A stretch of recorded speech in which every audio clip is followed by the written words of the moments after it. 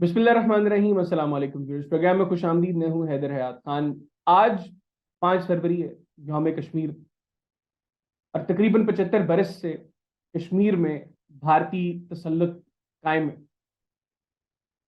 कश्मीरी हर रोज बगैर किसी खौफ व खतर के वो अपनी आज़ादी के लिए, वो पाकिस्तान से मोहब्बत में अपनी जानों का नजराना पेश कर निहत्ते कश्मीरियों पर काबिज भारतीय फोर्सेस जिस तरह भी वो जुल्म ढा सकते हैं, जो भी जुल्म की जो भी हद हो सकती है, उस हद को भी पार करके उनके ऊपर जुल्म तशद्दुद किया जाए। दुनिया खामोश है इस पर, लेकिन सवाल यह है कि दुनिया की खामोशी के बाद हमने उनके लिए क्या किया। पाकिस्तान कश्मीरियों के लिए क्या कर सकता था, पाकिस्तान को कश्मीरियों के लिए क्या करना चाहिए। प्रोग्राम में इसको डिस्कस करेंगे। मेरे साथ मौजूद है शहरियार खान अफरीदी साहब, फॉर्मर चेयरमैन है कश्मीर कमेटी के। शहरियार साहब, बहुत शुक्रिया आपके वक्त का। शहरियार साहब, सबसे पहले तो ये बताइएगा, आज के दिन के हवाले से आप क्या कहेंगे? इंसानी हकूक की पामाली और इंसानी हकूक को जिस तरह बुलडोज किया हिंदुस्तान में, वो इंसानियत के नाम पे एक ऐसा तमाचा है। लेकिन बदकिस्मती से वो कौमें जो अपने आप को महज़्ज़ब कहती हैं, वो कौमें जो अपने आप को अक्ल कुल समझती हैं और ह्यूमन राइट्स के चैंपियंस अपने आप को डिक्लेयर करते हैं, वो ख्वाब गफलत में सो रहे हैं और उनको ये एहसास नहीं कि आज की इस दुनिया में जो फ्लो ऑफ इंफॉर्मेशन है उसको कोई नहीं रोक सकता। इसके बावजूद हर हरबा इस्तेमाल हो रहा है कि किसी तरीके से इंसानियत की तस्दील का ये सिलसिला जारी है। बदकिस्मती से ये कहानी जो कि 1947 में यूएन बनने के बाद, 45 में यूएन बनने के बाद सबसे बड़ा जो दो मसले जिनको अक़वाम मुत्तहिदा के ऊपर बहुत बड़े सवालिया निशान बन गए, एक फ़लस्तीन और एक कश्मीर का। क्योंकि इंसानियत का ताल्लुक किसी मजहब से, किसी मसलक से, किसी सोच से, किसी इलाके से नहीं होना चाहिए। और कोई भी, no one is a child of a lesser God, सब बराबर हैं। और अगर सब बराबर हैं और जिसकी कमिटमेंट दी थी यूएन ने उससे पहले लीग ऑफ नेशन ने, और लीग ऑफ नेशन क्यों फेल हुआ, उसकी सबसे बड़ी वजह ये थी कि वहां पे जो कुछ जर्मनी के साथ हुआ वर्सेल्स ट्रीटी के बाद, उसने पूरी दुनिया को जिस तरह दो जंग अजीमों में मुब्तला किया, पूरी इंसानियत के लिए एक मिसाल है, खासकर दूसरी जंग अजीम। अब 1945 के यूएन बनने के बाद जो कमिटमेंट है, तो it has become a scar on the face of UN. एक बहुत बड़ा चैलेंज है कि आप मकबूजा कश्मीर के लोग इंसान है, छोड़े उनका क्या है क्या नहीं है, उनको इंसानी बुनियादों पे उनको परखना चाहिए। ये नहीं देखना चाहिए कि एक बहुत बड़ी मंडी है, दुनिया की दूसरी बड़ी मार्केट है, दुनिया की सबसे बड़ी एक ऐसी जमहूरियत है जो इंसानियत के नाम पे दबा है और वो अपने आप को सेकुलर कहते हैं। बिल्कुल सेकुलर नहीं है वो। आज वो फाशिस्ट हुकूमत है जिसने इंसानों को बुनियादी हकूक से ना सिर्फ पामाल किया, बल्कि उन पर अब आज एक दुनिया शर्म के बारे सर झुकाए बैठी है कि ये लोग किस तरीके से दुनिया की महज़्ज़ब दुनिया इनको तस्लीम कर रही है और ये उनके ग्रुप का अहम रुकन है। 5 अगस्त 2019 के बाद जो हुआ, 3 साल, हाउ इज इट पॉसिबल? जाएं यूरोप और अमेरिका के एक कुत्ते को पत्थर मार के दिखाएं कि वो आपके साथ करते क्या है। यहाँ पे इज्जत पे पामाल हो रही है, यहाँ मस्जिदों को शहीद करके मंदिर बनाए जा रहे हैं, यहाँ छोटे बच्चों के साथ जो हो रहा है वो इंसानी तारीख में उसकी मिसाल नहीं बनती। Rape has become a tool, demographic terrorism, cultural terrorism, information terrorism. EU डिसइंफो lab ने जिस तरह उनको एक्सपोज किया, झूठ फैलाया गया, फेक न्यूज, और फिर एक ऐसा इंसानी हकूक की एक और मिसाल, जो हक की आवाज उठाए, जर्नलिस्ट हो, कोई फिलंथेरेपिस्ट हो, जो कोई ऐसा बंदा जो इंसानी हकूक पे बात करे, तिहाड़ जेल उसका ठिकाना है और उसको जेलों में और कंसंट्रेशन कैंप्स।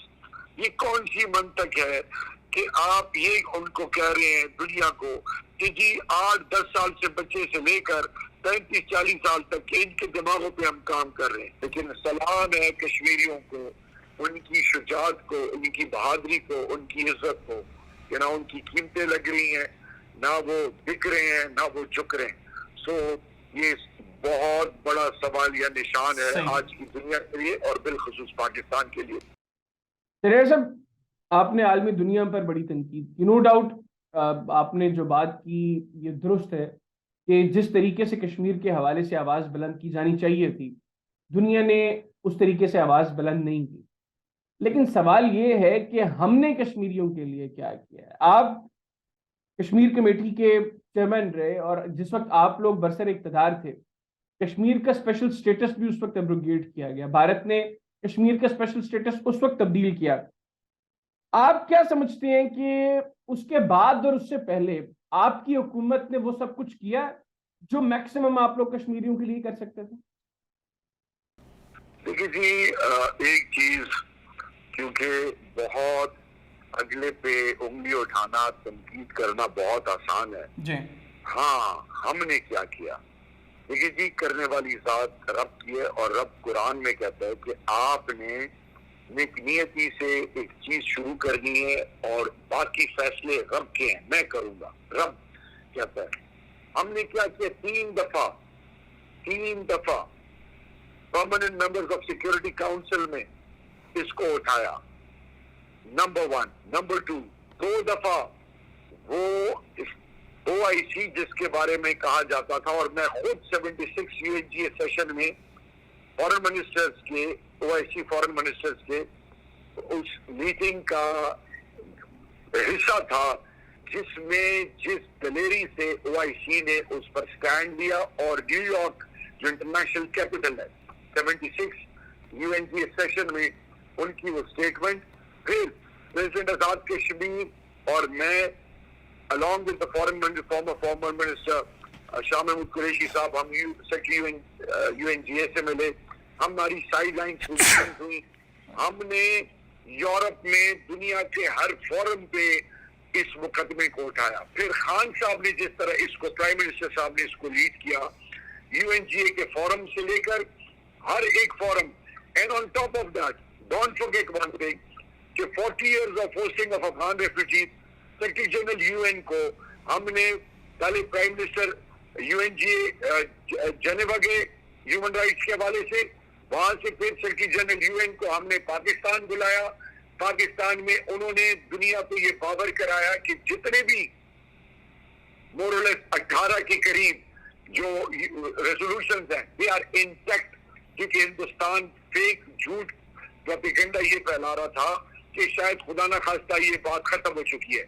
صرف میں آپ کو بتانا چاہ رہا ہوں کہ گلوبل لیول پہ انٹرنیشنل میڈیا, خاص کر وہ newspapers, Washington Post, New York Times, ان میں اداری آنا, ان میں ایٹراسٹیز, وہ باربیرک اپروچ جو یہ فاشسٹ گورنمنٹ کر رہی ہے, اور مودی کو جس طرح ایکسپوز کیا, اس کی مثال نہیں ملتی.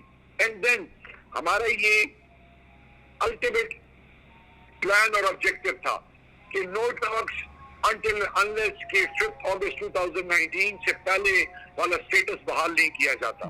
ہم نے دنیا کو بتایا کہ پہلے کیا تھا کہ مورل, پولیٹیکل اینڈ ڈپلومیٹک. ہم نے کہا نہیں, آفٹر ریووکنگ آف 35A and 370 اب یہ ڈیموگرافک ٹیررزم ہے, یہ جو سیج ہے, یہ اوپریشن ہے, جو یہ ٹیرنی ہے, اب اس میں ایک اور رخ, اب یہ جو ہے گلوبل لیول پہ یہ اب ایک ایسا ایٹم بم اور والکینو بن گیا ہے جس سے پوری دنیا کے امن کو خطرہ ہے. ہم نے دنیا کو یہ باور کرایا, میرے سابقہ پرائم منسٹر نے دنیا کو باور کرایا کہ Kashmir is a flash point, and flash point for a reason, کہ اس خطے میں ہندوستان, چین, Pakistan and if include Russia, 4 ممالک کے پاس نیوکلیئر ڈیٹرنس ہے, اور ایک ایسی حکومت ہے جو وہاں پہ مسلمانوں کو نہیں, کرسچنز کو, لوور کاسٹ ہندوز کو ان کی زندگی جیرن کر دی ہے.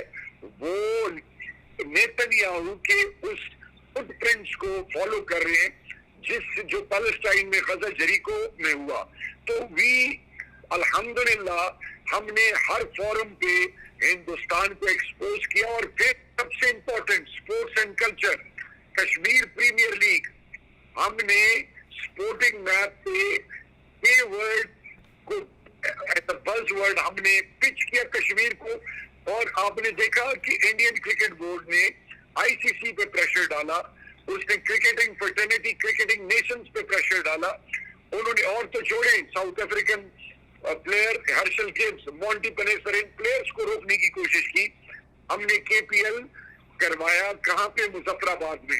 انٹرنیشنل پلیئرز آئے, کامنٹیٹرز آئے, اور جتنا بھی سپورٹ سٹاف تھا they became the ambassadors. ہم نے کشمیر کے کلچر کو, کشمیر کی آئیڈینٹی کو, کشمیر کی یوتھ کو, جو کہ بڑی وائبرنٹ ہے, اور سب سے بڑی بات یہ جو ان کی ریزیلینس ہے, ان کے لیے اب دنیا ایک قسم کی ان کی آواز بن گئی. ہم نے پاکستان کے کی سٹارز, لیجنڈز, شاہد آفریدی, وسیم اکرم, شعیب اختر, انضمام الحق, عبدالرزاق, محمد حفیظ, ہم نے عمر گل, ہم نے ان سب پلیئرز کو ان کے ساتھ ایسوسیٹ کیا. یہاں پہ بھی بات, اس کے علاوہ ایک اور چیز, ہم نے 365 ڈیز میں یو این کے تمام ہیومن رائٹس کے پوائنٹ آف ویو سے ہر دن کے حوالے سے کشمیر کو لنک کیا, اور کشمیر میں جو جینوسائیڈ ہو رہا ہے, جو ایٹراسٹیز ہو رہی ہیں, rape which has become a tool, ہم نے ہندوستان کا مسخ شدہ چہرہ دنیا کے سامنے رکھا. ایک اور چیز جو میں آپ کو یہاں پہ بتانا بہت ضروری سمجھ, اور وہ یہ ہے کہ ہم نے ایڈوائزری بورڈز بنائے. ہم نے اکیڈیمیا, ہارورڈ, اسٹینفورڈ, دنیا کی ٹاپ ناچ یونیورسٹیز, وہاں پہ نیریٹو بلڈنگ ہوتی ہے. قومیں میڈیا کے علاوہ اکیڈیمیا کے تھرو نیریٹو بلڈنگ کرتی ہے, ہم نے ان کو انگیج کیا. اس کے بعد ہم نے دوسرا کلچرل فرنٹ پہ, اسپورٹس اینڈ کلچر میں آلریڈی بتا چکا ہوں. تیسرا ڈیجیٹل, آپ ڈیجیٹل ایرینا میں, آج آرٹیفیشل انٹیلیجنس کا دور ہے, آپ گوگل میں سرچ کرتے ہیں انڈین نیریٹو آتا ہے. ہم نے ٹویٹر کو, فیس بک کو پارلیمنٹ پہ بلایا, ان کو انگیج کیا, ان کو اکاؤنٹیبل کہ آپ لیول پلینگ فیلڈ کیوں نہیں دے رہے. آپ کوئی کانٹینٹ آتا ہے, آپ کہتے ہیں کانٹینٹ ریموو کرو, یہ آئی ڈی بلاک کر دیتے ہیں, یہ کیوں کر رہے. اس کے علاوہ ہم نے P T A, Pakistan telecommunication authority کے چیئرمین, ان کو اور لیگل ٹیم کو ہم نے کہا کہ جی 220 ملین پیپل جو ٹویٹر, فیس بک, انسٹاگرام, اس پہ آپ لیگل ایکشن لیں کہ ہمیں لیول پلینگ فیلڈ کیوں نہیں مل رہی. یہاں پہ بھی پھر ہم نے 4 جو یوتھ ایمبیسڈر یونیورسٹیز میں بچوں کو ایجوکیٹ کیا, اویئر کیا کہ بھی لاگرز بنے, بلاگرز بنے, become a voice of the unheard. پھر ہم نے ہیومن رائٹس آرگنائزیشن کے لیے ہیومن رائٹس کی کمیٹی بنائی. پھر ہم نے سب سے امپورٹنٹ جو ایک نیا کانسیپٹ تھا, وہ ہے کہ دنیا کے تمام پارلیمنٹیرینز, دنیا کی تمام پولیٹیکل پارٹیز جہاں جہاں اوورسیز آباد ہیں پاکستانی اور کشمیری, ان کے تھرو ہم نے ہیومن رائٹس پہ ان پارٹیز کی آئیڈیالوجی کے پوائنٹ آف ویو سے, مینیفیسٹو کے پوائنٹ آف ویو سے ہم نے ان سے کوشچن کیا, اور پھر اس کو لنک کیا کشمیر.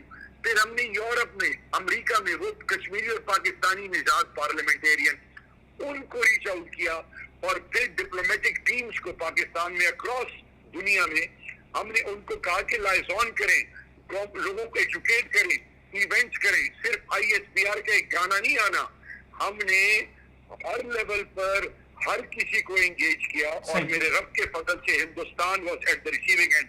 لیکن آج اپنے آپ کو عقل کل سمجھنے والے یہ امپورٹڈ ریجیم چینج کے جو کی اسٹیک ہولڈرز ہیں, امپورٹڈ گورنمنٹ جو ہے, انہوں نے کیا کیا. آج میرا سوال ہے بطور پاکستانی, بیکاز حکومتیں آنے جانے والی چیزیں ہیں, آج شہدائے کشمیر آج انکمپلیٹ ایجنڈا ہے, اور جس کو میرے اور اس ملک کے فادر آف دا نیشن نے شہرت کا ہے, اس کے حوالے سے ان کی خاموشی, اس کے حوالے سے ان کا جو رول ہے, اس پر سوالیہ نشان اٹھ رہے ہیں. اور اگر کوئی یہ سمجھتا ہے کہ کشمیر پہ کوئی کمپرومائز ہو تو ہی and she is living in a fool's paradise. یہ ہمارا ایمان ہے, اس پہ کبھی کمپرومائز ہو ہی نہیں سکتا انشاءاللہ. اچھا شہریار بھائی, آپ نے کہا کشمیر کے اوپر کوئی کمپرومائز نہیں ہوگا. آپ کی حکومت پر یہ الزام لگایا جاتا ہے, کیونکہ آپ لوگ جب حکومت میں تھے تب بھارت نے کشمیر کا اسپیشل اسٹیٹس ریووک کیا, اس کے اسپیشل اسٹیٹس کو تبدیل کیا. الزام یہ لگایا جاتا ہے کہ یہ سارا ایک ڈیل کا حصہ تھا. آپ بتا سکتے ہیں کہ بطور چیئرمین کشمیر کمیٹی آپ پر کوئی پریشر تھا اس چیز کا, یا آپ لوگوں کے ساتھ ایسی کوئی ڈیل کی گئی؟ جی, absolute is not is the answer. آپ کے پہلے کوشچن کا کہ nothing on earth can challenge us, nothing on earth can change our approach when it comes to Kashmir. میں پہلے ہی کہہ چکا ہوں، یہ ہمارا ایمان ہے. یہ جب آپ ایمان کی بات کرتے ہیں تو جس طرح آپ کا ایمان اللہ اور اللہ کے محبوب پہ ہے، تو اللہ اور اللہ کے محبوب خاتم النبیین کے بعد یہ ملک پاکستان اور انکمپلیٹ ایجنڈا کشمیر، یہ ہمارا ایمان ہے. تو اس پہ تو آپ اگلا سوچے بھی نہ.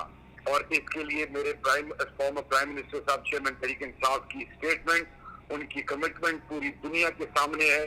اس پہ اگر کوئی ایک شخص جو کوئی کنسرن یا کوئی اپریہنشن رکھتا ہو یا خدشات ہو تو اس کا پھر اللہ ہی حافظ ہے، میں اس کے بارے میں کچھ نہیں کہہ سکتا. بہت شکریہ سر، آپ نے پروگرام کے لیے خصوصی طور پر وقت نکالا. ناظرین، مہمانوں کی گفتگو آپ نے سنی. مسئلہ یہ کہ اب ہمیں سیریسلی اس ایشو کو ٹیک اپ کرنا پڑے گا. اگر ہم یہ چاہتے ہیں کہ اس مسئلے کا حل ٹیبل پر بیٹھ کر نکلے تو ہمیں بھارت کو مجبور کرنا پڑے گا کہ وہ اس سلسلے میں ٹیبل پر بیٹھے اور اس مسئلے کا کوئی حل نکلے، کیونکہ کشمیریوں کا کوئی قصور نہیں ہے کہ وہ پچھلے 75 برس سے بغیر کسی جرم کے ان مظالم کو برداشت کر رہے ہیں. اس امید کے ساتھ کہ ہماری لیڈرشپ اس چیز کو سیریسلی لے گی، حیدر ایاز خان کو اجازت دیجیے. اللہ حافظ. پاکستان زندہ باد اور کشمیر بنے گا پاکستان.